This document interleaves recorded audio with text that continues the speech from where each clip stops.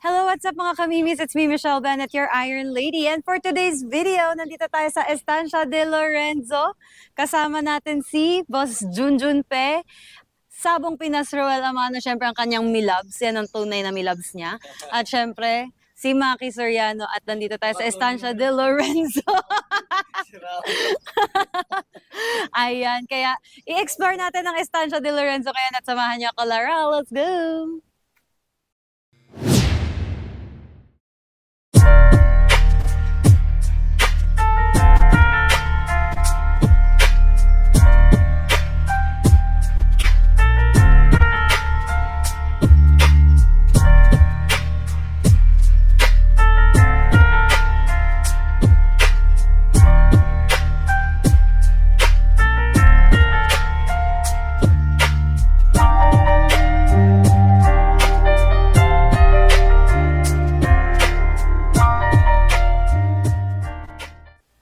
So hello, what's up mga kamimis? Ayan, so nandito nga tayo sa Estancia de Lorenzo. Kung makikita nyo dito sa likod natin, ayan.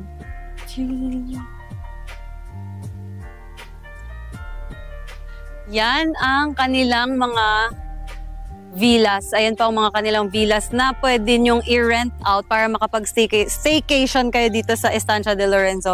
Para may overnight sila, pwedeng walk-in, merong reservation. Ayan po yung mga villa. Meron silang iba't ibang klaseng mga villa. Meron silang mga executive, meron silang pang family. Tapos meron silang mga small villas lang din. So hanggang dun po yung mga villa nila. Yan. And syempre dito naman sa likod natin, sa kabilang likod, dito po ang kanilang receiving area. Andito ang reception. Tapos meron silang golf cart din dito para pagka kunwari gusto nyo mag-ikot sa area, sasamahan kayo ng staff nila dito sa Estancia de Lorenzo para i-tour kayo. Papakita nila sa inyo kung nasaan ang mini zoo, kung ano pang pwede nyong gawing activities dito. Kasi meron silang ATV, horseback riding. Tapos pwede nyo din i-explore yung mini zoo. Tapos pwede kayong mag-explore din dito. Tsaka meron swimming pool naman doon naman sa clubhouse.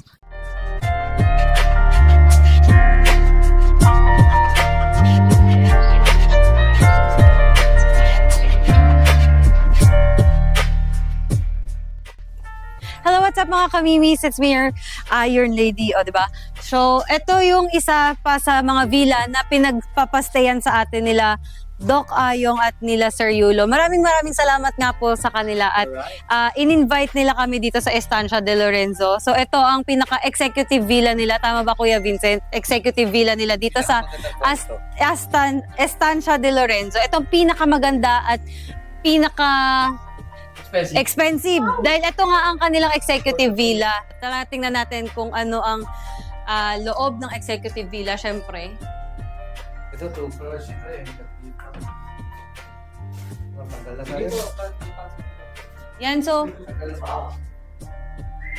ayan. So, ayan, kung makikita nyo mga kamimis, ito ang kanilang executive villa. Ito ang receiving area ng executive villa. Napakalaki. So, dito sa executive villa, meron siyang private pool. Ayan, oh my God! May private patio din siya doon kung makikita niyo mga kamimis. So, napakalaki ng executive villa at napaka-spacious. So, ito yung kanilang receiving area dito sa executive villa. Siyempre, centralized ang aircon nila dito. Tapos, 1, 2, 3. Dito sa first floor, meron siyang 3 rooms agad. So, tingnan natin yung... Ito yung master's bedroom niya sa executive villa. So, dito sa master's bedroom, meron siyang own toilet. So, may dresser siya. May sarili siyang TV. Tapos, syempre, kasama ng towels, tsaka mga slippers para sa room. Tapos, may king-size bed. May mga outlets. At ang ganda ng CR. So, andito yung toilet, andito yung shower room, at andito yung sink. O, diba? Magkakahiwalay. So, pwedeng jumebs muna yung isa dito, tapos habang naliligo yung partner dito. Ganun ang master's bedroom nila dito. Napaka-social tingnan. O, diba? So, ito ang pinapastayan sa amin ngayon nila Doc Ayong. Sobrang ganda talaga. Tingnan niyo yung ceiling, high ceiling. Ganda ng ceiling. Hindi ka magigising ng late dito. Kasi pag putok ng liwanag, gising ka na rin. Ayan, so ito yung master's bedroom. Tapos ito naman yung dalawang guest room. Wow.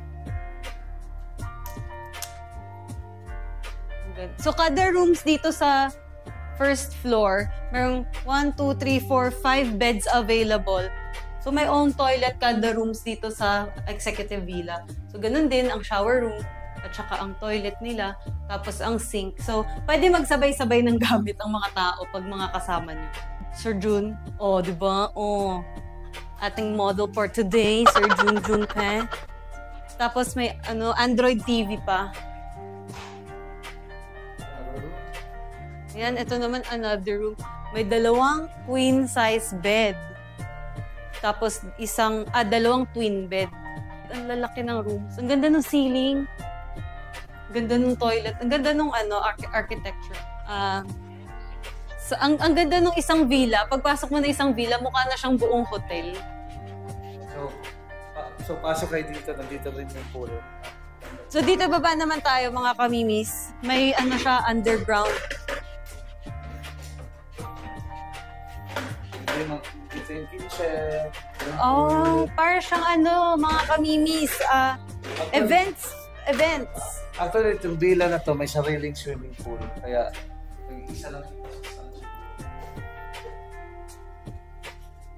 So dito para siyang may sariling function hall. Oh wow, madami pang rooms.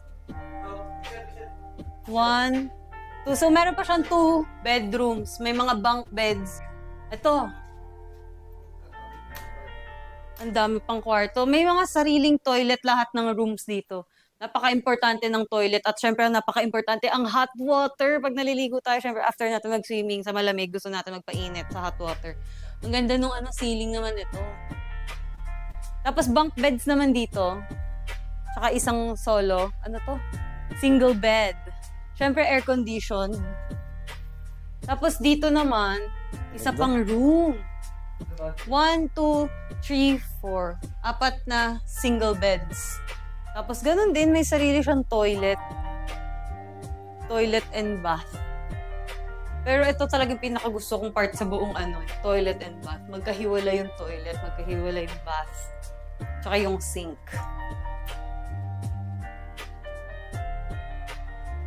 Pwede tayong umemote-emote dito. Ang ganda ng room. Dresser. Tapos ito, napakalaking dining area. Ang ganda ng design ng dining area nila. Tapos may mini kitchen, may mini bar, may refrigerator. Siyempre, isa pang pinaka-importante ngayon ang Wi-Fi. May Wi-Fi. Ayan. Tapos meron na silang mga coffee, sugar, brown sugar, creamer. Tapos pagka gusto nyong umorder sa restaurant, meron silang barcode, QR codes para sa menu. O, diba? Pag nagutom kayo, tapos di kayo mahilig magluto-luto, wala kayo masyadong dalang baon. Pagka ni-rent nyo tong executive villa, parang pwede kayo mag-party na dito. So, sobrang laki. Tama, okay lang ba yun, Kuya Vincent? Kunwari nag-rent sila dito ng executive villa, kahit anong gawin nila dito, like pwede sila magkaroon ng parties, small parties, pwede na yun. So, syempre, may mga rules sila. Yeah, syempre, kada event naman, or kada lugar at lokasyon, meron silang kanya-kanyang standards and rules. So ito po ay good for 24 heads. So kung sobra ay pagbabayad kayo ng extra person. Extra head. Ayan, so tingnan naman natin.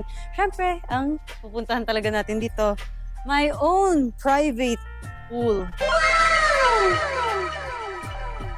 Diba?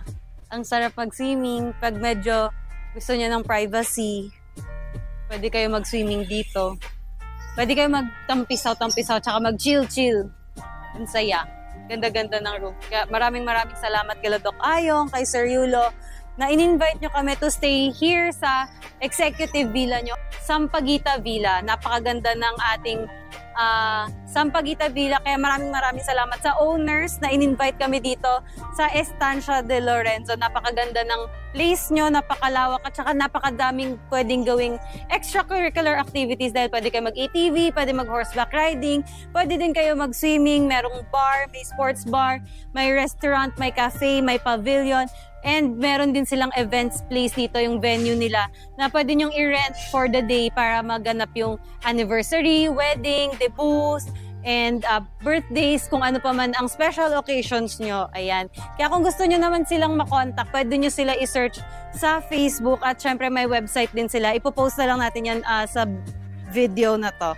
Kaya tingnan din natin ang kanilang poolside naman kasi after namin dito magbibihis lang kami, tapos pupunta na kami sa pool area para mag-chill naman kaming trio dito sa Estancia de Lorenzo.